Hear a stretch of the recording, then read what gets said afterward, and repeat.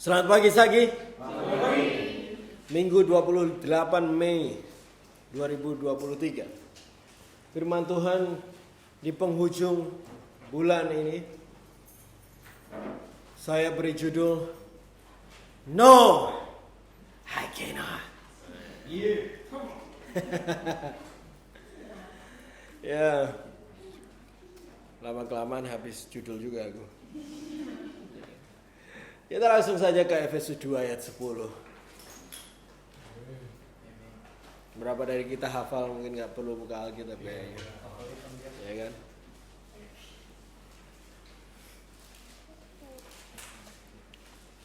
Percaya gak percaya, firman Tuhan selalu baru tiap hari. Banyak ayat yang saya sendiri udah tahu, tapi selalu baru. Ya, ayat ini dikatakan karena kita ini buatan Tuhan, diciptakan dalam Kristus Yesus untuk melakukan pekerjaan baik yang disiapkan Tuhan sebelumnya. Ia mau supaya kita hidup di dalamnya. Melalui ayat ini satu hal yang jelas kita bisa lihat bahwa Tuhan sendiri menciptakan kita melalui atau di dalam Yesus Kristus. Dan untuk sebuah tujuan. Bisa mengerti? Kita dilahirkan melalui apa yang Yesus telah lakukan di kayu salib. Untuk sebuah tujuan. Ada tujuan dari penebusan yang Yesus lakukan. Ada tujuan dari darah yang tercurah itu. Ada tujuan dari anak domba yang akhirnya dikorbankan untuk setiap hidup kita. Dan dikatakan ayat ini bahwa tujuannya adalah untuk melakukan pekerjaan baik. Sebuah pekerjaan yang Tuhan bahkan katakan juga di ayat ini sudah siapkan atau sudah disiapkan Tuhan dari sebelumnya. Dari sebelum apa? Dari sebelum kita bahkan menerima penebusan itu sendiri. Dari sebelum pertobatan kita sendiri, Tuhan sudah siapkan bagi kita sebuah pertobatan itu. Sebelum kita dilahirkan dari Yesus Kristus itu, kita sudah menerima, sudah direncanakan sebuah tujuan yang Tuhan punya. Ada pekerjaan yang Tuhan sudah siapkan sebelum bahkan waktu kita belum sadari tentang kasih Tuhan. Di dalam kehidupan setiap kamu, Tuhan sudah memiliki rencana. Katakan rencana. Bahkan sebelum kamu meresponi kasih Tuhan sendiri itu, Tuhan sudah punya rencana. Dan penebusan Tuhan untuk hidupmu bertujuan supaya kamu hidup di dalam pekerjaan dan rencana itu yang sudah ditetapkan tadi. Yang sering juga disebut tugas atau panggilan. Ada tujuan hidup yang Tuhan sudah tetapkan untuk setiap kita dapat menghidupinya. Sering sekali di dalam pengajaran kita sendiri kita belajar tentang hal ini. Saudara, banyak yang mau menghidupi pekerjaan yang Tuhan sudah siapkan. Amen. Pekerjaan, tugas, panggilan Tuhan yang telah disiapkan bagi setiap engkau. Batanya kanan kirinya siap enggak?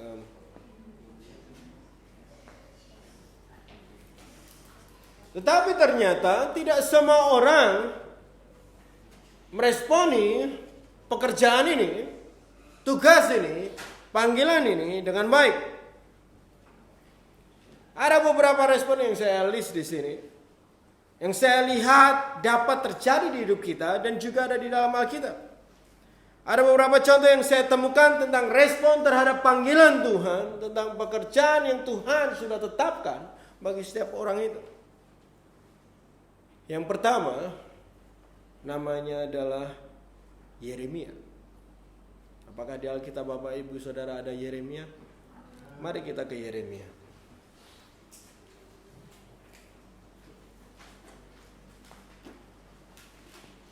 Yeremia, pasal yang pertama.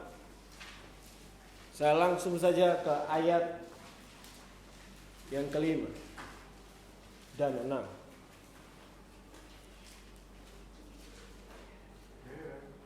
Sebelum aku membentuk engkau dalam rahim ibumu, aku telah mengenal engkau. Dan sebelum engkau keluar dari kandungan, aku telah menguduskan engkau. Aku telah menetapkan engkau menjadi nabi bagi bangsa-bangsa. Lihat respon Yeremia di ayat 6. Maka aku menjawab. Maka Yeremia jawab, Tuhan, sesungguhnya aku tidak pandai bicara sebab aku masih muda. Pasal ini menunjukkan tentang saat di mana Tuhan memanggil Yeremia. Yeremia dipanggil Tuhan untuk apa? Menjadi nabi bagi bangsa-bangsa. Hal yang luar biasa, bukan? Tetapi karena tugas pekerjaan itu begitu besar, Yeremia merasa tidak mampu. Dan dia katakan, Tuhan, sesungguhnya aku ini tidak pandai bicara dan juga aku masih muda. Yeremia tidak mau, atau Yeremia merasa tidak mau menerima panggilan Tuhan itu karena dia masih muda. Pertanyaan adalah, apa salahnya dengan muda? Kita kan muda ya. Ya, Petro. Apa salahnya? Salah satu yang terjadi di budaya manusia tentang kemudaan atau muda adalah orang muda selalu dipandang tidak mampu karena kurang berpengalaman. Di mata Yeremia, usia menjadi alasan terbesar untuk dia merasa tidak mampu dan tidak layak terhadap tugas dari Tuhan itu. Hampir tidak pernah ada anak muda yang tiba-tiba merasa dirinya tidak bisa melakukan sesuatu atau tidak berpengalaman. Betul? Yang sering ada adalah anak muda yang selalu berpikir mereka tahu segalanya dan bisa segalanya. Dan itulah memang semangat kemudaan itu. Semangat untuk mencoba sesuatu, merasa paling bisa dan paling tahu segalanya. Maka yang demo itu cuma mahasiswa. Nah, terus siapa yang melihat dan menganggap orang muda itu tidak bisa apa-apa? Siapa yang menganggap orang muda itu tidak berpengalaman? Orang di sekitar, lingkungan. Kita semua pernah muda, atau ada yang masih muda juga. Amin.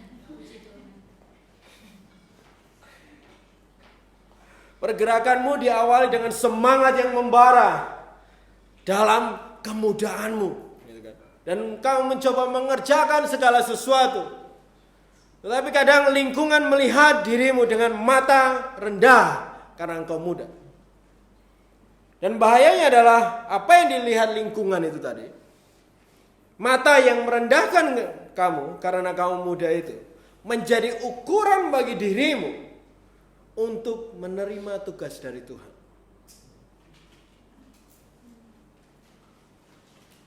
Apa yang lingkungan katakan? Lingkungan yang tidak mengenal Tuhan pastinya memandang dirimu dengan kacamata dunia ini terhadap kemudaan itu. Dan kamu mulai mempercayainya, bahkan tidak hanya berhenti di situ. Kamu mulai mengelabeli dirimu sendiri. Untuk alasan, dan bahkan itu menjadi alasan besar untuk dirimu untuk tidak menjawab atau menerima apa yang Tuhan sudah tugaskan.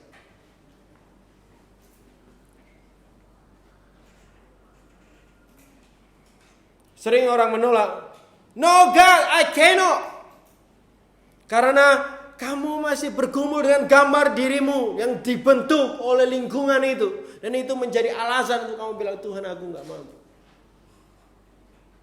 Paulus katakan kepada Timotius, jangan seorang pun menganggap engkau rendah karena engkau muda. Tetapi jadilah.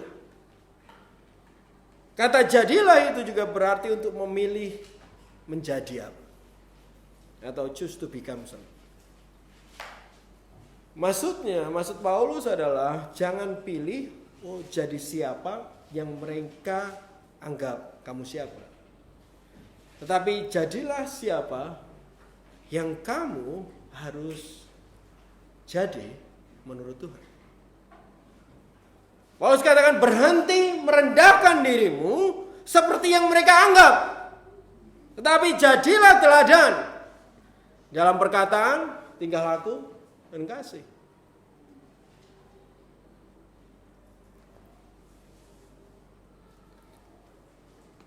Maksud Paulus juga adalah apapun yang mereka anggap kamu jadi, jangan membuat kamu berhenti atau bahkan menolak apa yang Tuhan mau tugaskan untuk kamu kerjakan. Yang terjadi sama Yeremia seperti ini. Mungkin kamu dibesarkan dengan anggapan anak yang tidak bisa apa-apa di mata orang tuamu. Mungkin kamu bertumbuh di lingkungan atau teman sekolah, teman kuliah yang selalu merendahkan kamu, selalu ngebully kamu. Mungkin kamu berkuliah di lingkungan yang selalu berkompetisi dan merendahkan mereka yang sedang berjuang. Selalu memilih yang paling hits dan yang paling terkenal di antaranya. Dan hal itu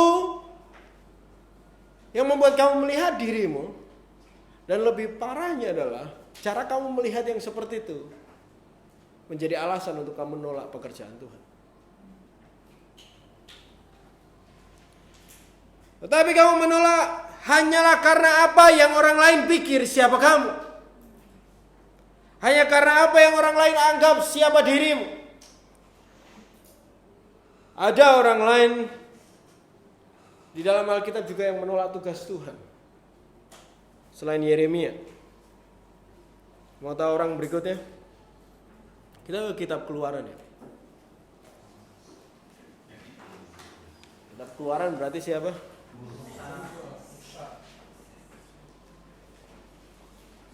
Keluaran 4 ayat 10.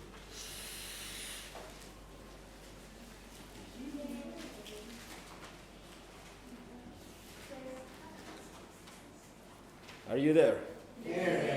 Lalu kata Musa kepada Tuhan, Tuhan, I cannot. Tuhan, aku ini tidak pandai bicara. Dahulu pun tidak, sejak engkau lagi ngomong juga tetap enggak gitu maksudnya. Sebab aku ini berat mulut dan berat lidah. Kira-kira mungkin lidahnya Musa lebih berat dari lidah kita. Tadi Yeremia, sekarang simbah Musa. Musa dipanggil Tuhan, diberi tugas dari Tuhan untuk pergi dan berbicara kepada Firaun. Tetapi apa respon Musa? Dia katakan, no, I cannot. I cannot talk. I cannot talk. Apa alasan Musa? Dia katakan, karena aku tidak pandai bicara. Bahkan dia juga katakan, dari dulu tidak pandai, sampai sekarang juga aku masih tidak pandai Tuhan. Dari dulu tidak bisa, sampai sekarang juga tetap nggak bisa. Menggambarkan apa ini? Apa yang menjadi alasan Musa untuk menolak pekerjaan yang Tuhan sudah siapkan untuk diri? Ini adalah kelemahan, ketidakbisaan Musa. Menjadi alasan Musa untuk menolak pekerjaan yang Tuhan sendiri sudah sediakan untuk dia. Menariknya lagi, Musa tidak hanya satu kali nolak Tuhan dalam cerita ini. Padahal Tuhan sudah katakan di ayat berikutnya, aku yang menciptakan lidah Musa. Aku yang membuat orang bisa mendengar, bisa berbicara. Aku Tuhan yang akan menyertai engkau, yang akan mengajarkan apa yang harus kamu katakan. Tapi Musa respon lagi, nggak bisa Tuhan, aku nggak bisa. Malah dia bilang gini, Tuhan, utuslah kiranya siapa aja yang patut kau utus. Sing liyane lah. Malah Musa bilang, no, I cannot. Utus orang lain aja. Sampai 2 kali Musa menolak Tuhan. Padahal Tuhan sendiri pun sudah berjanji untuk menyertai Musa. Tuhan berjanji untuk memampukan Musa. Tetapi Musa sangat-sangat percaya akan kelemahannya sendiri. Begitu percayanya dia, seakan-akan kelemahan itu sampai kayak sesuatu yang gak bisa diubahkan sama Tuhan. Dia lebih percaya kelemahan itu sampai dia sendiri tidak percaya kalau Tuhan bisa berbuat sesuatu untuk memampukan dia. Tahu gak apa yang Tuhan lakukan?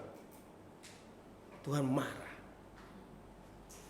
Di ayat 14 dia katakan, bangkitlah murka Tuhan. Kenapa Tuhan marah? Ya karena Musa lebih percaya terhadap kelemahannya. Dan membuat dia tidak percaya akan kuasa Tuhan yang mampu mengubahkan.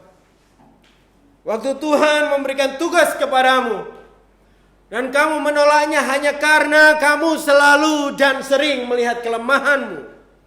Dan bahkan begitu percayanya akan kelemahanmu, sampai-sampai kamu tidak sadar kalau kamu sedang tidak percaya Tuhan. Kamu lebih percaya akan kelemahan daripada kuasa Tuhan sendiri. Musa berulang kali katakan, no, I cannot. Tidak cuma sekali. Seberapa sering kita katakan kepada Tuhan hal ini? Kita katakan kepada Tuhan, no, I cannot. Karena kamu lebih percaya akan kelemahanmu daripada kuasa Tuhan yang dapat bekerja. Penolakan yang kita sampaikan ke Tuhan karena setiap kali Tuhan berbicara sesuatu untuk kamu lakukan, kita lebih melihat kelemahan kita daripada apa yang Tuhan mampu lakukan. Kelemahanmu jadi alasan untuk kamu menolak pekerjaan yang Tuhan bahkan telah tetapkan dari sejak sebelum engkau dijadikan. Pekerjaan yang bahkan Tuhan rindu untuk kamu hidupi. Tetapi kamu menolaknya hanya karena kamu percaya akan kelemahanmu. Menikmati kesedihan akan kelemahanmu sendiri. Ada orang lain juga yang dituliskan Alkitab tentang respon dia terhadap pekerjaan yang Tuhan taruh di hidupnya. Kita ke Hakim-Hakim 6. Siapa namanya? Ahli-ahli Alkitab benar, ngerti ya, udah bilang kitabnya. Hakim-Hakim 6. Jangan Gideon kita dong.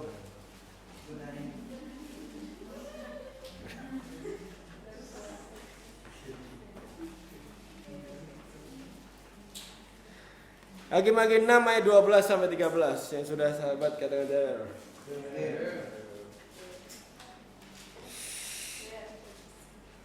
Malaikat Tuhan menampakkan diri kepadanya dan berfirman kepadanya, demikianlah Tuhan menyertai engkau, ya pahlawan yang gagah berani. Tapi jawab si Gideon kepada Tuhan, Tuhan, jika Tuhan menyertai kami, mengapa semua ini menimpa kami? Di manakah segala perbuatan-perbuatan yang ajaib yang diceritakan oleh nenek moyang kami? Seketika mereka berkata, bukankah Tuhan telah menuntun kita keluar dari Mesir?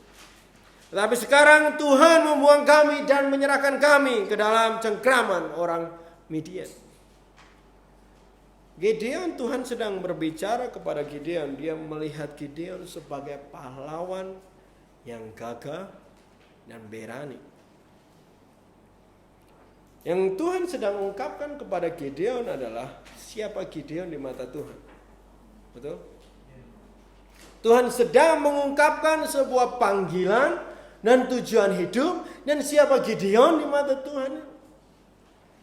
Tetapi apa respon Gideon? Tuhan, jika Tuhan menyertai kami, mengapa semua ini menimpa kami? Ada detail yang menarik di sini. perkataan Tuhan kepada Gideon itu seakan-akan kayak dua bagian.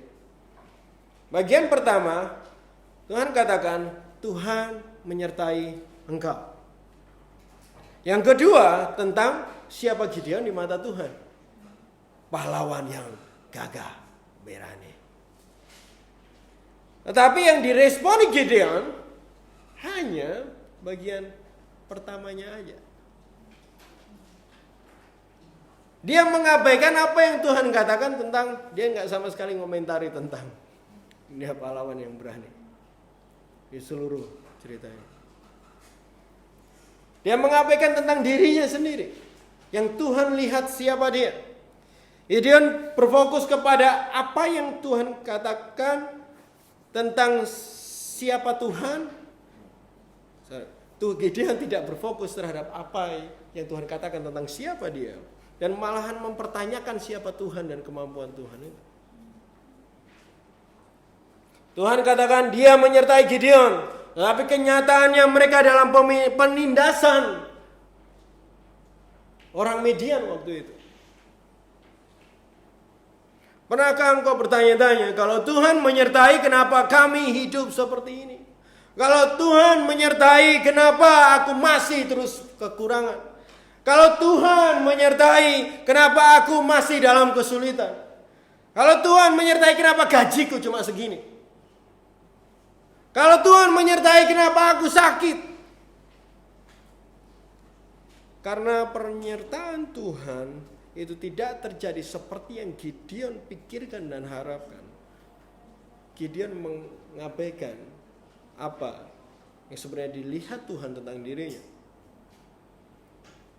Mungkin Tuhan pernah katakan kepada kamu, aku mengasihimu, anakku. Dan kau mulai berpikir, masa sih Tuhan, kalau engkau mengasihi aku, kenapa hidupku masih seperti ini? Kamu berfokus kepada kondisi yang kamu alami dan mengabaikan bagaimana Tuhan sebenarnya melihat siapa kamu. Karena kondisi yang kamu alami sehingga kamu mengabaikan siapa kamu di mata Tuhan. Padahal Tuhan bilang, aku mengasihimu, anakku. Yang bagian keduanya dilupakan karena kamu enggak dapat apa yang kamu harapin dari apa yang Tuhan kasih.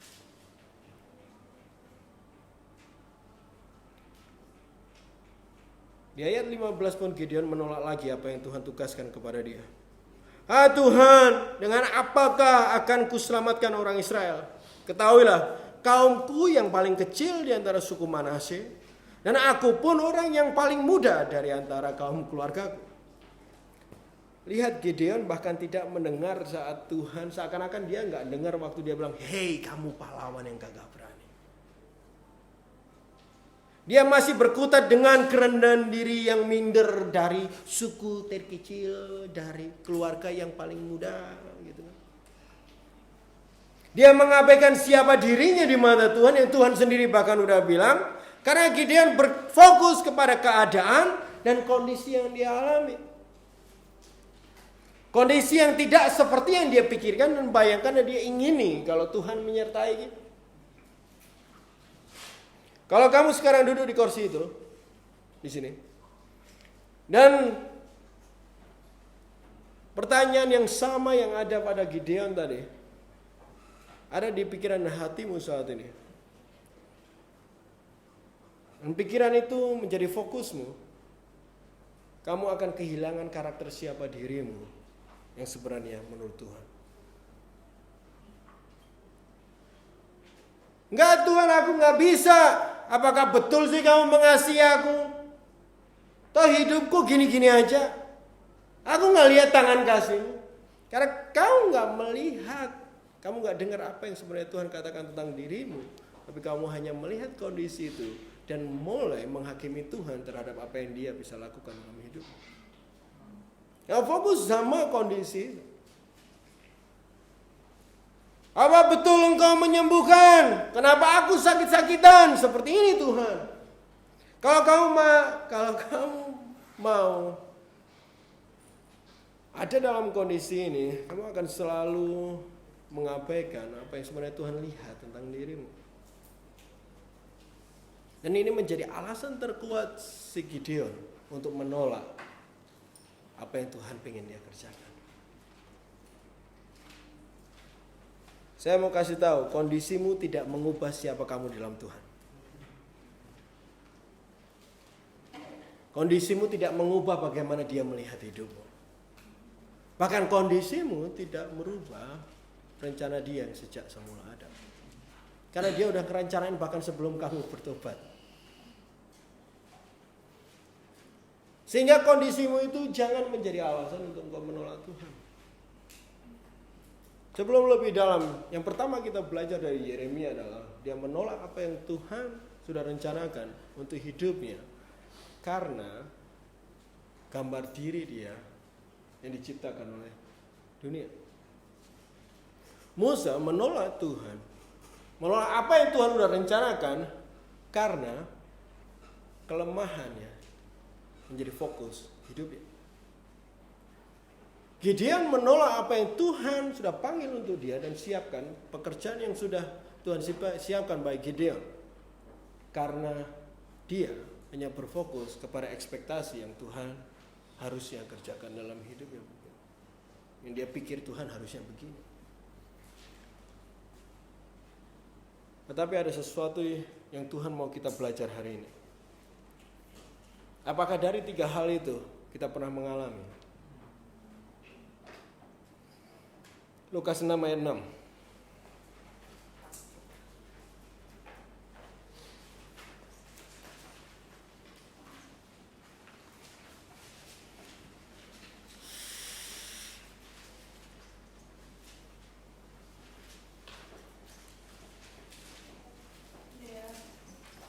Saudara, banyak yang pernah merasa tidak layak karena kamu merasa kamu nggak mampu. Banyak yang pernah ngerasa kamu nggak bisa karena orang lain nganggap kamu juga nggak bisa. Saudara, banyak yang kamu ngomong, Tuhan aku nggak bisa karena hidupku ya begini, kondisiku kayak gini. Kamu nggak percaya Tuhan bisa lakukan, aku di sini terus. Tapi ada sesuatu di sini. Lukas 6 ayat 6. Pada hari Sabat lain. Jadi hari Sabat itu banyak, jadi yang lain. Yesus masuk ke rumah ibadah, lalu mengajar. Di situ ada seorang yang mati tangan kanannya. Ini adalah satu cerita pelayanan Tuhan Yesus yang luar biasa. Di hari Sabat, dia masuk ke rumah ibadah yang juga disebut sinagog. Ya. Ada orang yang mati tangan kanannya. Ada yang punya tangan kanan di sini? Tangan kanan orang itu mati. Pernah nggak tangan kananmu mati rasa? Entah karena kamu salah tidur kayak, ya, apapun ya, tanganmu nggak kayak tiba-tiba nggak bisa digerakin. Pernah ngerasain itu? Ya. Tetapi yang kamu alami sebenarnya hanyalah mati rasa hanya sementara. Tapi orang ini tangan mati tidak hanya sementara masalahnya. Tangannya nggak bisa digerakin. Ya digerakin sama orang lain bisa, dia sendiri nggak bisa. Itulah tangan mati. Tangan kanan di Alkitab juga sering menjadi bagian atau lebih kayak sisi kanan. Bagian yang penting dalam sebuah rencana dan tugas tujuan. Bahkan Tuhan Yesus duduk di sebelah kanan. Dan tangan sendiri dapat menggambarkan tentang apa? Pekerjaan. Tangan kanan jadinya berarti adalah kemampuan untuk menyelesaikan apa yang baik, yang benar. Pekerjaan yang penting, kemampuan itu. Tetapi apa yang terjadi sama orang ini? Tangan kanannya mati. Orang ini tidak mampu untuk mengerjakan apa yang seharusnya dia kerjakan. Dan kondisi ini nyata. Tangannya benar-benar mati. Itu nggak cuma pikiran doang. Kondisi yang benar-benar terjadi di dalam hidupnya dan tidak bisa berubah. Kondisi yang dapat menjadi alasan kuat untuk orang itu tidak bisa nyelesain suatu pekerjaan atau tidak mampu mengerjakan sesuatu. Betul nggak? Umur Yeremia, kemudaan Yeremia juga kondisi nyata. Dia nggak bisa tiba-tiba ngaku 30 tahun. Aku udah tua, aku udah dewasa. Tidak pandainya Musa berbicara juga sebuah kondisi nyata. Dia bilang dari dulu sampai sekarang belum berubah, aku tetap nggak bisa ngomong. Dan ternyata dia nggak bisa. Keadaan Israel di masa Gideon juga nyata. Orang Midian benar-benar berkuasa di daerah itu. Kondisi mereka sulit, bahkan Gideon harus sembunyi untuk menampi gandumnya. Takut gandumnya nanti diambil.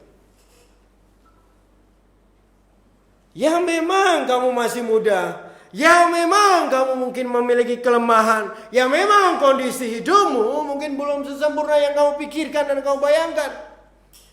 Tetapi itu tidak sama sekali akan merubah rencana Tuhan di dalam hidupmu. Amin.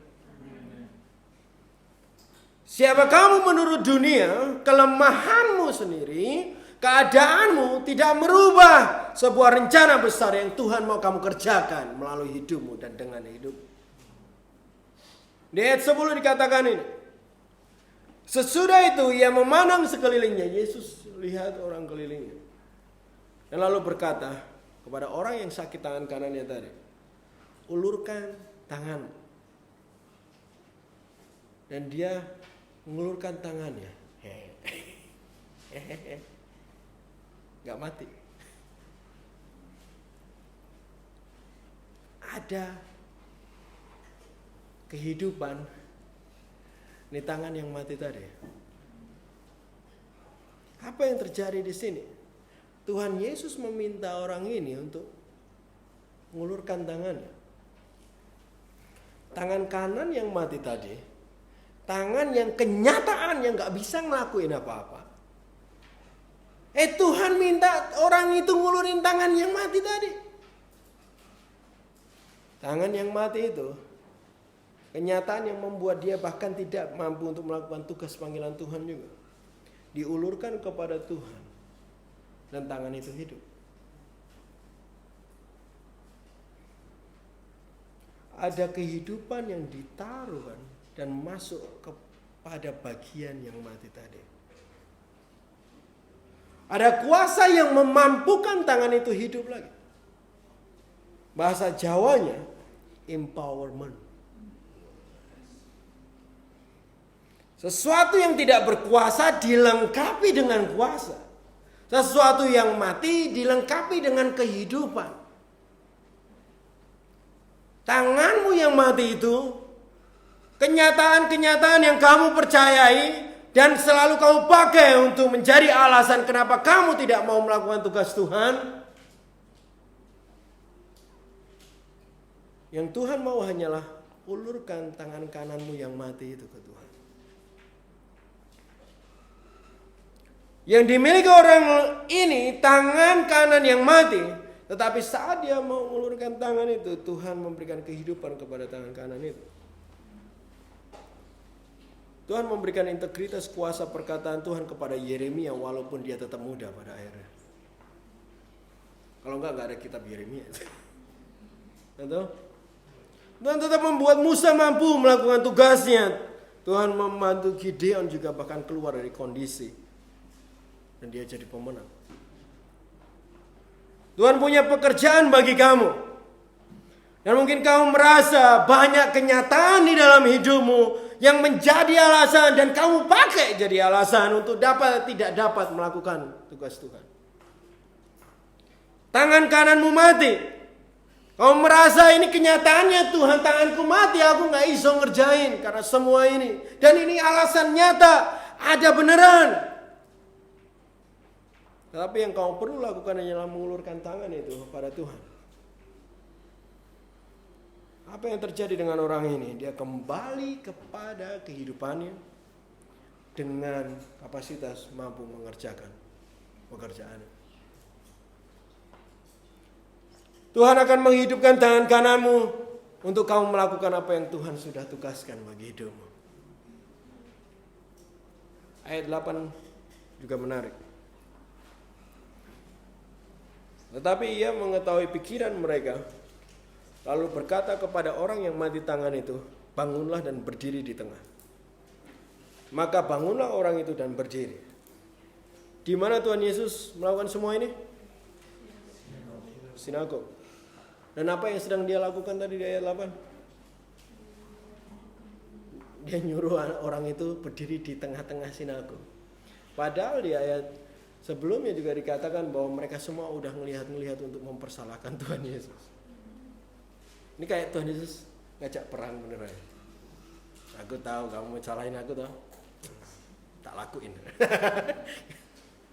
Kenapa Tuhan Yesus melakukan ini? Karena Tuhan Yesus mau menunjukkan ke semua orang di dalam sinagog itu, di mana mereka semua sudah siap untuk mempersalahkan Tuhan Yesus, tetapi bagi Tuhan Yesus tidak peduli dia dipersalahkan. Bagi Tuhan, tangan kanan yang mati harus dihidupkan. Tidak peduli apa yang dikatakan orang tentang Tuhan,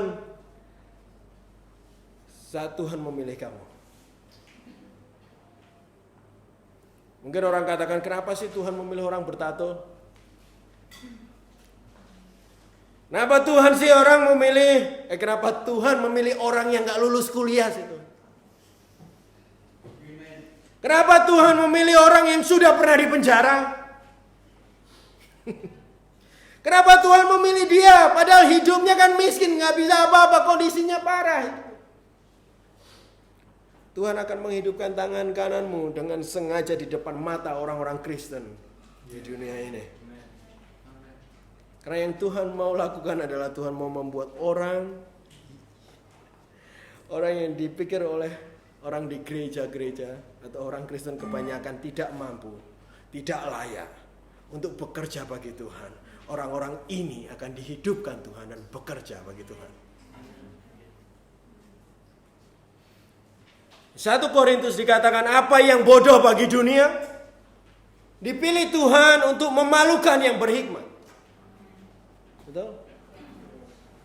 Apa yang dianggap lemah dipilih Tuhan untuk melakukan yang dianggap kuat. Untuk memalukan yang menganggap dirinya kuat. Orang yang dipandang hina, kondisinya hina, dipilih Tuhan untuk meniadakan orang-orang yang menganggap dirinya berarti. Ini yang Tuhan sedang lakukan, kenapa bawa orang itu ke tengah-tengah. Tuhan pilih kamu yang punya tangan kanan mati untuk menunjukkan kepada kekristenan dunia ini tentang kuasa Tuhan.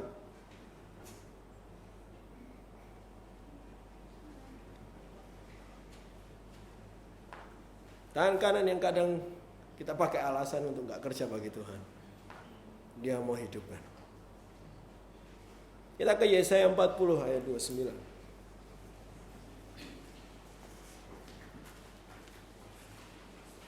Yesaya 40. Yesaya 40 ayat 29.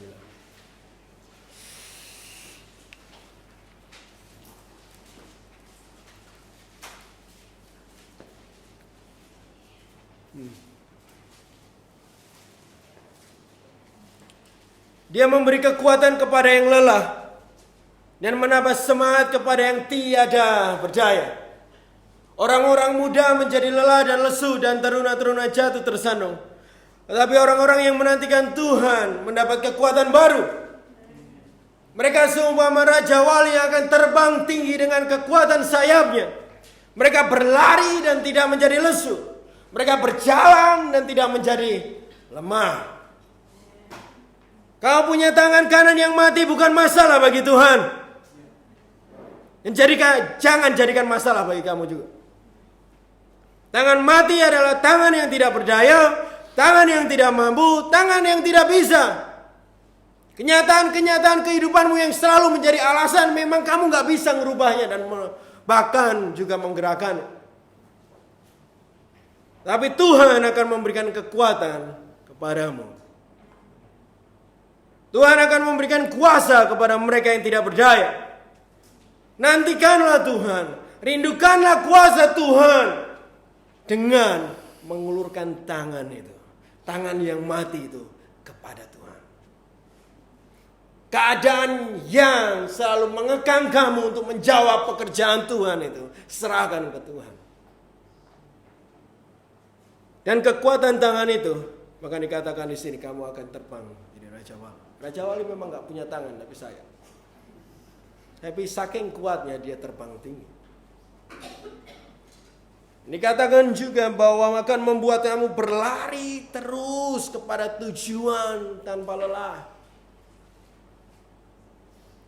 Mazmur 73 ayat 26.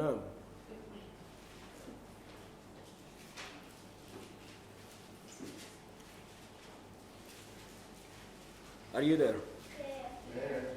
Sekalipun dagingku dan hatiku habis lenyap, gunung batuku dan bagianku tetaplah Tuhan selama-lamanya. Dirimu mungkin lemah, semangatmu lenyap, kau berseru kepada Tuhan, no I cannot. Saya kadang berseru kepada Tuhan hal ini, Tuhan aku gak bisa.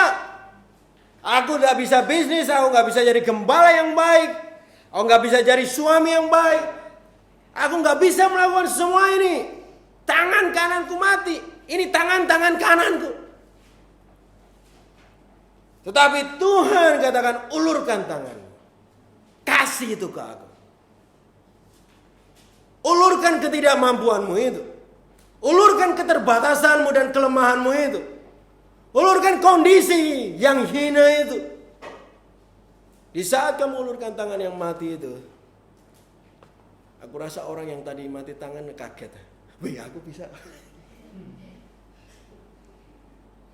Dan dia lakukan, dia hanya taat sama apa yang Tuhan katakan. Serahkan itu sama dia dan maju aja. Ternyata tangan itu hidup. Kuasa kehidupan Tuhan dialirkan dan memampukan. Bagi manusia, Alkitab katakan hal itu tidak mungkin. Tetapi bukan demikian untuk Tuhan. Sebab segala sesuatu adalah mungkin bagi Tuhan. Baik kita, hal itu mungkin tidak mungkin. Tetapi bagi Tuhan segala sesuatu mungkin. Dia bisa pakai siapapun, kelemahan apapun, kondisi apapun. Apapun dunia katakan tentang dirimu, dia akan taruh kehidupan di situ.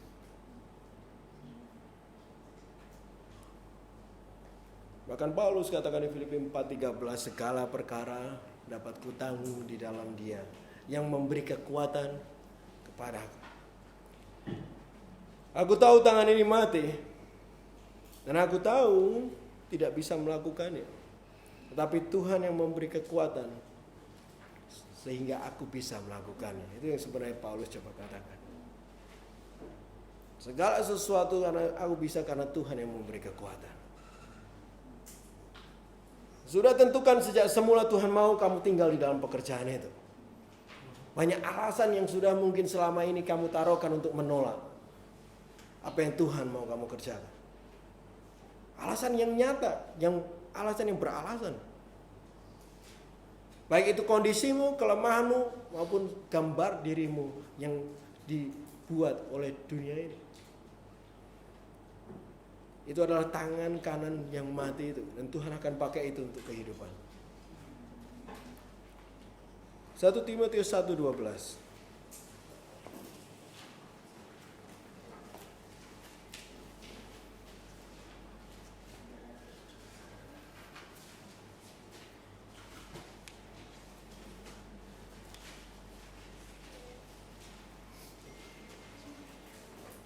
Satu Timotius 1:12. Dia katakan, aku bersyukur kepada Dia yang menguatkan aku, yaitu Kristus Yesus, Tuhan kita. Karena Ia menganggap aku setia dan mempercayakan pelayanan ini kepadaku. Ini adalah kesaksian Paulus, Bapak Ibu Saudara. Dia kesaksian terhadap atau kepada Timotius. Bagaimana Tuhan menguatkan dirinya, menguatkan Paulus, menguatkan dan mempercayakan pekerjaan serta tugas bagi Tuhan kepada kehidupan Paulus.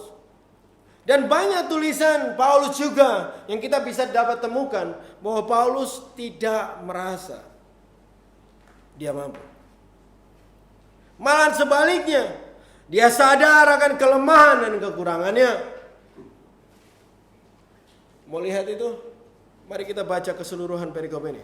Ayat 13. Aku yang tadinya seorang penghujat dan seorang penganiaya dan seorang yang ganas, tapi aku telah dikasihinya. Karena semuanya itu telah kulakukan tanpa pengetahuan, yaitu di luar iman. Malah kasih karunia Tuhan kita itu telah dikaruniakan dengan melimpah kepadaku dengan iman dan kasih di dalam Kristus Yesus. Perkataan ini benar dan patut diterima sepenuhnya. Kristus Yesus datang ke dunia untuk menyelamatkan orang berdosa. Dan di antara mereka akulah yang paling berdosa. Jadi dia melihat semua kelemahan itu. Tetapi justru karena itu aku dikasihi, agar di dalam diriku ini, sebagai orang yang paling berdosa, Yesus Kristus menunjukkan seluruh kesabarannya. Dan dengan demikian aku menjadi contoh bagi mereka yang kemudian percaya kepadanya dan mendapat hidup yang kekal. Hormat dan kemuliaan sampai selama-lamanya bagi Raja segala zaman. Tuhan yang kekal, yang tidak nambah, yang esa dan amin. Dia sadar akan kematian tangannya. Tetapi kematian tangan itu bukan menjadi alasan Paulus untuk tidak menerima pekerjaan dan tugas yang Tuhan berikan. Dia tetap melakukan tugas itu, tetapi dengan bergantung kepada kuasa Tuhan. Dan dia bersyukur, bahkan dikatakan karena Tuhan menguatkan dia. Saya berdiri di sini sekarang untuk bersaksi kepada kita semua di tempat ini. Saya bersyukur untuk kehidupan yang Tuhan berikan kepada tangan saya, sehingga saya bisa bekerja. Tuhan yang memampukan saya untuk melakukan tugas yang Tuhan sudah siapkan. Saat Tuhan Yesus menyembuhkan tangan yang mati tadi, Bapak Ibu Saudara, ini sadari hal yang penting. Mujizat dan kuasa Tuhan tidak hanya berguna bagi orang itu, orang yang mati tangan tadi, tetapi juga menjadi kesaksian tentang kuasa Tuhan untuk semua orang yang melihatnya. Yes, dengan kuasa Tuhan tanganmu akan hidup. Dan kamu dapat melakukan yang harusnya kamu kerjakan untuk kerajaan Tuhan. Tetapi dari peristiwa itu juga akan menjadi kesaksian bahwa kuasa Tuhan dan kesaksian itu mulai tertulis di dalam hidupmu sendiri. Kalau kamu tidak mengulurkan tanganmu yang mati itu kepada Tuhan dan selalu menolak tugas dari Tuhan hanya karena tanganmu mati, orang lain akan kehilangan kesempatan untuk melihat kuasa Tuhan. Orang lain akan kehilangan kesempatan untuk melihat bahwa dia bisa memakai orang berdosa. Orang lain akan kehilangan kesempatan bahwa dia bisa memakai orang dari penjara. Orang lain akan kehilangan kesempatan untuk melihat orang yang gak lulus kuliah. Orang lain akan kehilangan kesempatan untuk melihat kuasa Tuhan, dapat bekerja, bahkan dengan atau di dalam orang yang bodoh sekalipun. Kalau kau berikan tangan kanan yang mati itu ke Tuhan. Melalui hal ini kesaksian Tuhan juga sedang tertulis di hidupmu. 2 Korintus 3.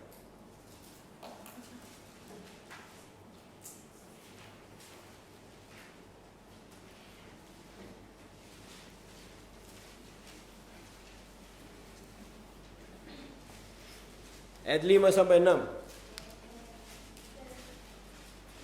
2 Korintus 3 ayat 5 sampai 6. Dengan diri kami sendiri tidak sanggup untuk memperhitungkan sesuatu seolah-olah pekerjaan kami sendiri. Tidak, kesanggupan kami adalah pekerjaan Tuhan.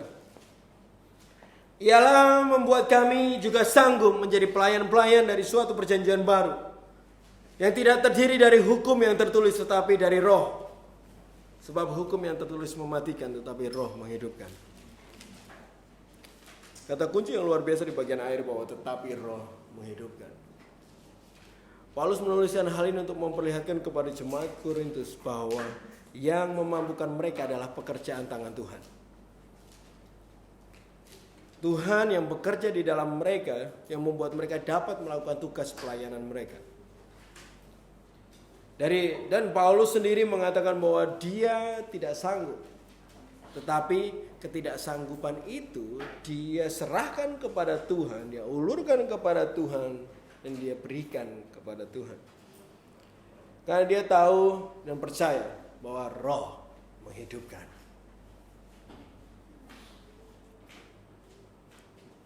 Berapa banyak yang percaya roh menghidupkan? Berapa banyak yang percaya roh menghidupkan? Roh Tuhan menghidupkan tangan kananmu yang mati. Roh Tuhan menghidupkan kehidupan yang mati. Mungkin orang memandang hidupmu adalah hidup yang mati, yang gak berguna. Kamu bahkan percaya dan menjadikan alasan untuk jawab panggilan Tuhan. Mungkin kamu memandang seperti orang lain memandang dirimu, usiamu muda, hanyalah kematian dan gak berguna. Itu di mata mereka. Serahkan itu ke Tuhan dan roh akan menghidupkan. Kelemahanmu menjadi kematian di mata orang-orang sekitarmu. Kondisi kehidupanmu dipandang sebagai kehidupan yang tidak memiliki harapan. Ulurkan hal itu, berikan itu ke Tuhan dan hiduplah. Apa yang mati di mata dunia dihidupkan Tuhan untuk kemuliaan Tuhan.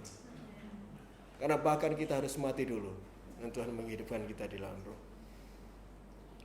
Di dalam Kisah Rasul 1 ayat 8 dikatakan kamu akan menerima kuasa kalau Roh Kudus turun di atas kamu dan kamu akan menjadi saksi. Lihat, ada kehidupan dan kuasa yang mau Tuhan taruhkan supaya kamu jadi saksi. Tapi harus yang mati yang dikasihkan Tuhan. Kalau udah hidup gak jadi dihidupkan, gak jadi kesaksian. Jadi yang mati itu jangan jadi alasan, tapi ulurkan ke Tuhan. Apapun yang kamu rasain hari ini, ulurkan tanganmu kepada Tuhan dan terimalah kuasa itu. Kuasa yang menghidupkan tanganmu yang mati. Sudah banyak yang punya tangan mati hari ini. Mari bangkit berdiri.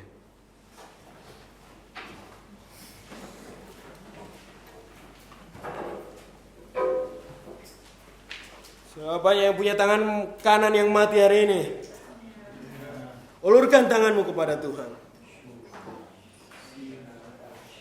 Terimalah kuasa dari Tuhan itu. Kuasa yang menghidupkan bagian yang mematikan kamu sendiri. Kuasa yang menghidupkan bagian yang bahkan kamu rasa, oh Tuhan aku gak bisa karena ini. Oh Tuhan aku gak bisa karena aku begini. Bagian hidupmu yang tidak mampu, serahkan ke Tuhan hari ini.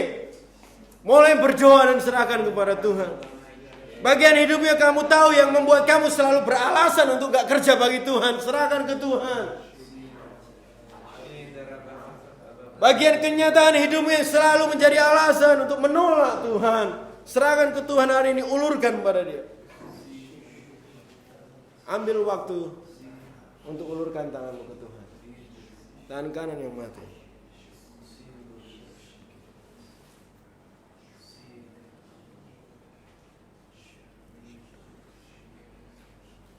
Mulai berdoa dan serahkan tangan itu. Kematian yang menahan engkau untuk bekerja bagi Tuhan.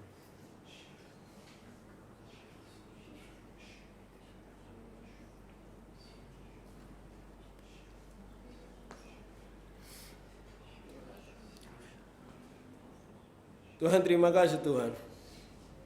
Engkau memanggil kami hari ini untuk ulurkan tangan kami. Dan kami yang mati itu, yang kadang menjadi alasan untuk kami tidak mendengarkan hatimu. Kami tidak mendengarkan bagaimana engkau melihat kami. Dan kami bahkan ragu untuk melangkah dan lebih percaya Tuhan karena hal-hal itu. Kami mau serahkan dalam tangan-Mu Tuhan. Kami mau serahkan itu kepada Engkau hari ini. Karena kami tahu kuasa-Mu, Roh-Mu menghidupkan. Mau berdoa untuk setiap orang hari ini Tuhan. Kerjakanlah kehidupan itu terus menerus dalam kehidupan mereka. Bila kasih setia-Mu terus ada bagi jemaat Tuhan di tempat ini. Dari sekarang sampai selama-lamanya. Di dalam nama Tuhan Yesus. Haleluya. Amin. Silakan duduk, Tuhan memberkati. Selamat hari Minggu.